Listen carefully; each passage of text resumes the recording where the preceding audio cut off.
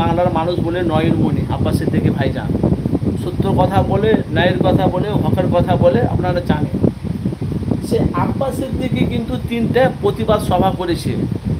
আজকে এটা বাদ দিলাম, আজকের দিনে 3টা প্রতিবাদ সভা করেছে, কিন্তু ফুরফুরা শরীফের অন্য কেউ পীরজাদা কিন্তু তার সাথে ছিল না।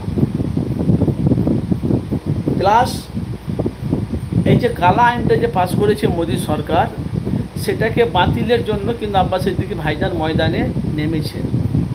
কথাগুলো একটু মনোযোগ দিয়ে শুনবেন ভাইজান, আপনারা যে যেখান থেকে আছেন অবশ্যই আপনারা আসবেন, বক্তব্য শুনবেন, আপনাদের মূল্যবান আপনারা মতামত জানাবেন। এসেছি কিছুক্ষণের জন্য আপনাদের কাছে বক্তব্য সত্যটা তুলে ধরার জন্য। এই যে আব্বাস সিদ্দিকী যে এই যে কালা আইনটা যে পাস করেছে মোদী সরকার, সেটাকে বাতিল করার জন্য বাংলার মানুষকে কিন্তু আব্বাস সিদ্দিকী জড়ো করছে।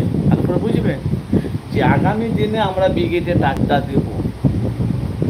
তো ভাই, কিছু মানুষ আছে নিজে ভালো করবে না, লোককে ভালো করতেও দেবে না। ভালো কথা মনোযোগ দিয়ে শুনবেন আমি কি বলতে চাইছি। এই যে ফুরফুরার বাঘ আব্বাস সিদ্দিকী ময়দানে নেমে গেছে ওয়াকাফ বিলটাকে বাতিল করার জন্য, প্রতিদিন 3টা প্রতিবাদ সভা করলো। কিছু বাংলার মানুষ আছে তাকে দেখে হিংসা করছে। আপনারা বলেন ভাই, এই যে রাজনীতিটা করছে আব্বাস, এটা রাজনীতি করছে নওশাদ সিদ্দিকী, কিন্তু আপনারা বলেন এই যে প্রতিবাদ সভাটা করছে আব্বাস সিদ্দিকী, আপনারা বলেন এটা কি কোনো বিধানসভা ভোটের প্রতিবাদ সভা করছে? না মুখ্যমন্ত্রী ওনার আইএসএফ ওনার ভাই করে সে পক্ষে না, এটা হলো ওয়াকাফটা বাতিলের জন্য ভাইজান একটা প্রতিবাদ সভা করছে। আস্তে আস্তে আস্তে আস্তে প্রতিবাদ সভা উঠে যাচ্ছে, আর আস্তে আস্তে প্রতিবাদ সভাটা উঠে গেলে জানবেন আগামী দিনে এই যে আমরা বাংলায় বাস করছি, আগামী দিন আমরা বাংলায় বাস করতে পারবো না। কেন? মসজিদ, মাদ্রাসা, ঈদগাহ, কবরস্থান এগুলো সব বিজেপিরা দখল করে নেবে। ওদের ঠাকুর হোবল টোবর চোবর ফোবর হ্যান ত্যান ভিন যা আছে ওখানে ওরা বসিয়ে দেবে, একটা পাথর গিলি যা বসিয়ে দেবে, এটা আমার পূজা করো। সেটা ওদের ধর্ম আছে, সেটা করবে, কিন্তু সেটাকে আমাদের সম্পত্তি ফিরিয়ে নেওয়ার জন্য, আমাদের যেটা সম্পত্তি সেটাকে আমাদের ফিরিয়ে নেওয়ার জন্য এই জন্য ফুরফুরা শরীফ আব্বাস সিদ্দিকী ভাইজান উনি কিন্তু মাঠে নেমেছে ভাইজান, কোনো রাজনীতি নয়। তো আমাদের কাজটা কি হলো, হিন্দু মুসলমান দলীয় আদিবাসী সমস্ত ঐক্য মিলেমিশে আমরা কিন্তু একটা ওয়াকাফ বিল বাতিলের দাবিতে একটা ব্রিগেডে ডাক দিবে আব্বাস সিদ্দিকী, সেই নিয়ে কিন্তু একটা প্রতিবাদ সভা করছে। আপনারা বলেন কাজটা ভালো করছে না খারাপ করছে?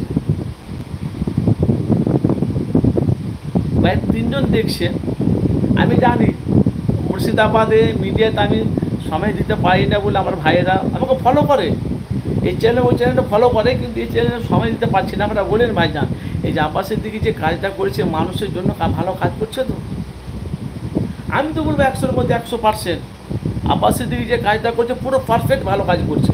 অবশ্যই আমাদের সম্পত্তি আমরা ফিরিয়ে নেবো না, আমরা সম্পত্তি বিজেপিকে দিয়ে দেবো? তাহলে আমাদের সম্পত্তি যদি আমরা ছিনিয়ে নিতে চাই, তাহলে আমাদের একটা করণীয় কাজ কি, আগামী দিনে আব্বাস সিদ্দিকীর পাশে আপনাদেরকে দাঁড়াতে হবে।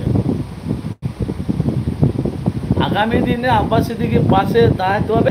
প্লাস ওনার ভাই আছে নওশাদ সিদ্দিকী, আপনারা জানেন তিনি বাংলার বাঘ। যে নওশাদ সিদ্দিকীকে কিন্তু আপনারা ওনার পাশে থেকে ওনাকে সহযোগিতা করতে হবে। যে বাংলার মানুষ কিন্তু বলা বলি কথা ভাই, বাংলার মানুষ এখন দেখতে পাচ্ছি বেশিরভাগ কিন্তু 100 থেকে 60 থেকে 65% মানুষ তারা নওশাদকে চাইছে। কেন জানেন? নেতার মতন নেতা নওশাদ সিদ্দিকী, নেতার মতন নেতা, কিন্তু হকের কথা বলে, ন্যায়ের কথা বলে। এই জন্য নওশাদ সিদ্দিকীকে বাংলার মানুষ ভালোবাসে। আগামী দিনে তো অনেক মানুষ বলছে নওশাদকে আমরা মুখ্যমন্ত্রী হিসেবে দেখতে চাই, অনেক মানুষ বলছে যারা আইএসএফ, কিন্তু মুখ্যমন্ত্রী নওশাদ সিদ্দিকী হতে পারবে না, কিন্তু তারা তো বলছে। দেখেন বাংলাতে আনাচে কানাচে কোথায় কী হচ্ছে না হচ্ছে, নওশাদ সিদ্দিকী ঠিক চলে যাচ্ছে। 5 মিনিট হয়ে গেছে, আপনাদের কাছে আর 5 মিনিট আমি আছি লাইভে, প্রায় 10 থেকে 11 মিনিট আপনাদের কাছে লাইভে আসি। জয়জন দেখছো তো ভাই, আগামী দিন আপনারা আব্বাস সিদ্দিকী ভাইয়ের পাশে আসেন তো নাকি? ভাই একটু কমেন্ট করবেন, 8 জন আছেন, আপনাদেরকে লাইক সাবস্ক্রাইব করতে হবে না, একটু কমেন্ট করবেন। আগামী দিনে আপনারা আব্বাস সিদ্দিকীর পাশে আসেন তো নাকি? আমরা চাই তো নাকি তো ওয়াকাফ বিলটা যে পাস হয়েছে বাতিল হোক, আমরা চাই তো। কেনা সারা পশ্চিমবাংলার